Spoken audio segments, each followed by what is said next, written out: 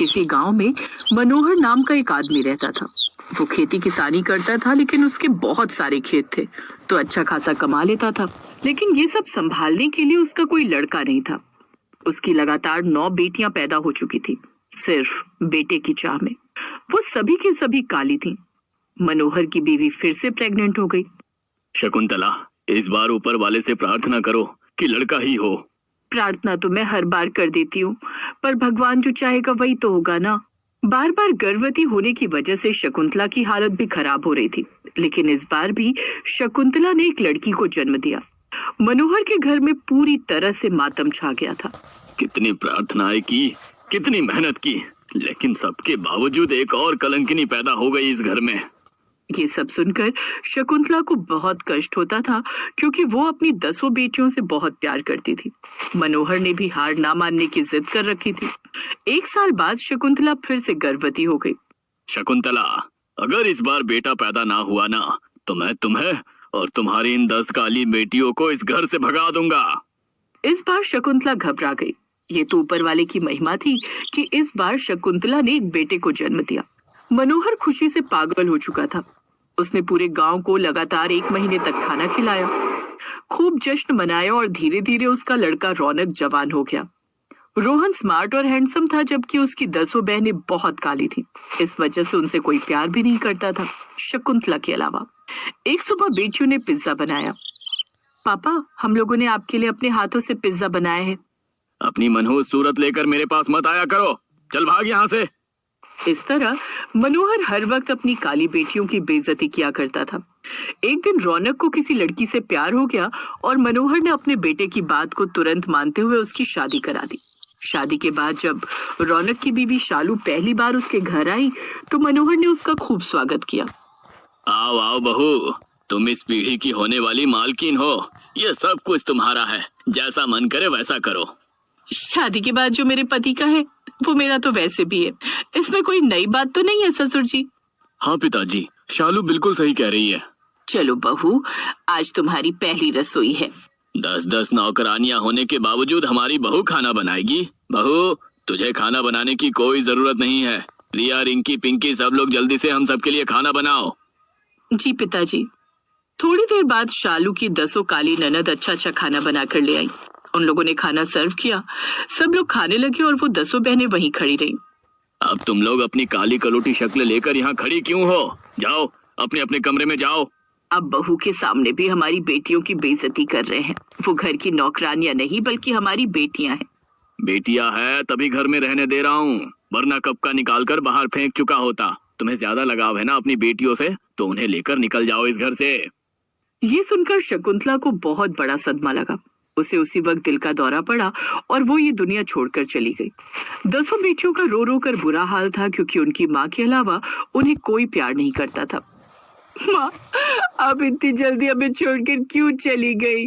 हम आपके बिना इस दुनिया में क्या करेंगे?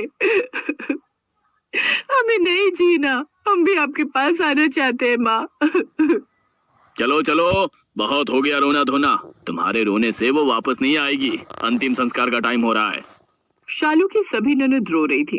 मनोहर और रौनक ने मिलकर शकुंतला का अंतिम संस्कार कर दिया। अब उसकी बेटियां उदास रहने लगी। इधर जब शालू को पता चला कि उस घर में उसकी नंदों की कोई इज्जत नहीं थी, तो अब शालू अपनी 10 ननद पर हुक्म चलाने लगी। रिया, दिया, पिंकी, चिंकी, मिंकी, सब लोग मेरे पास आओ और मेरे पैर दबाओ। अरे खड़े खड़े देख क्या रही हो, सुनाई नहीं दिया? तभी वहां पर मनोहर और उसका बेटा रौनक भी आ गया। रिया, तुम्हारी भाभी जो कह रही है वो करो। मुझे तो शर्म आती है तुम सबको अपनी बहन कहने पर। पिताजी, आपने इन कलंकियों को पैदा ही क्यों किया? अरे क्या करूं बेटा, तेरे इंतजार में इन सभी की लाइन लग गई। तो इस तरह शकुंतला के जाने के बाद शालू के नंदों की हालत उस घर में नौकरों से भी बदतर हो गई। एक रात 10 बहनों ने मिलकर एक प्लान बनाया।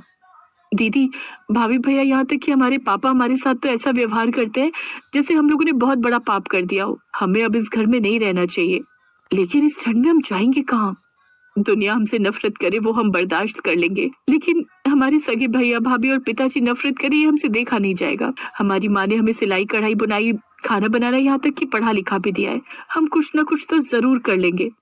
तो फिर ठीक है, अभी सब लोग सो रहे होंगे, निकल लेते हैं यहाँ से, फिर जो भी होगा देखा जाएगा। 10 बहनों ने अपने अपने कपड़े बैग में रखे और रातों रात बाहर निकल गए। रात भर वो सब एक बस स्टेशन पर बैठी रही। अगली सुबह वो सब उठकर कहीं रहने का जुगाड़ बनाने लगी। पैदल चलते चलते उन्हें एक झोपड़पट्टी वाला इलाका दिखाई दिया जहाँ सब भिखारी रहते थे।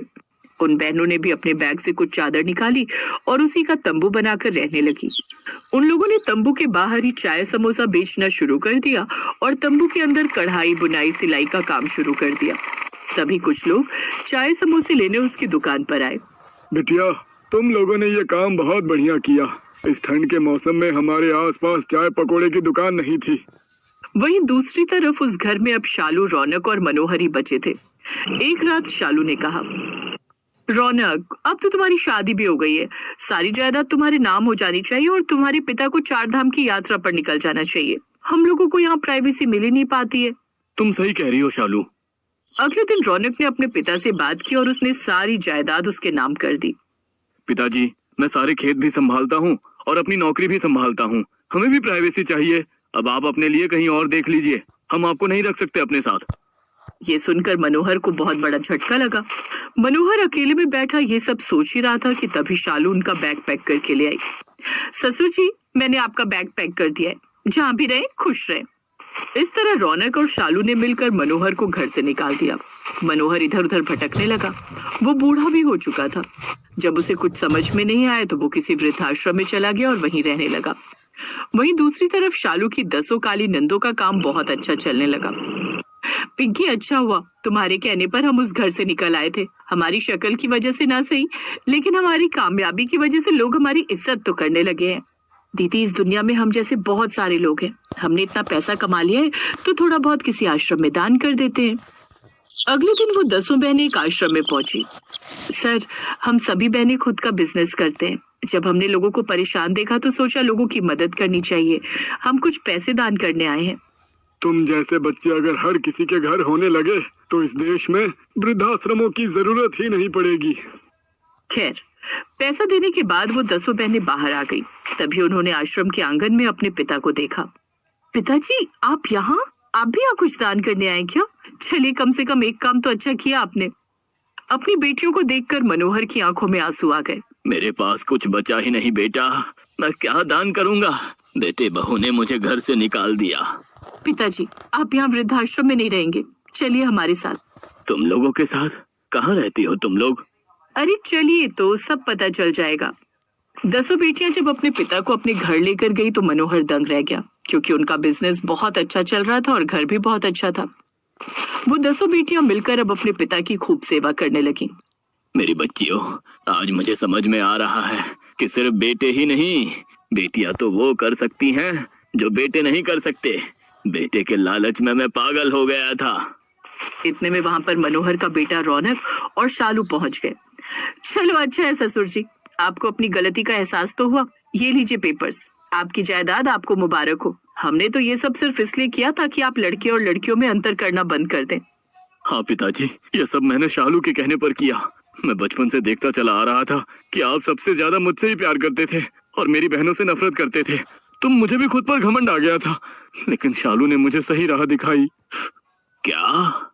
हाँ ससुर जी, मैं जानबूझकर अपनी नंदों पर हुक्म चलाती थी, उनके साथ नौकरों से भी बदतर व्यवहार करती थी। ये सब मैं जानबूझकर करती थी क्योंकि मैं देखना चाहती थी कि अगर मैं आपकी बेटियों के साथ जानवर जैसा बर्ताव करूं तब तो आपको बुरा लगेगा ही, पर आपको तब भी बुरा नहीं लगा। एक लड़की होने के नाते मुझे अपनी नंदों पर बहुत तरस आया। मुझे सबसे बड़ा झटका तब लगा जब आपकी वजह से आपकी बेटियां घर छोड़कर चली गई और आपको रत्ती भर भी फर्क नहीं पड़ा। तब मैंने रौनक को समझाया और ये प्लान बनाया। तो इस तरह मनोहर ने लड़के लड़कियों या गोरे काले में भेद करना बंद कर दिया। अब सभी लोग मिलजुल कर एक साथ रहने लगे।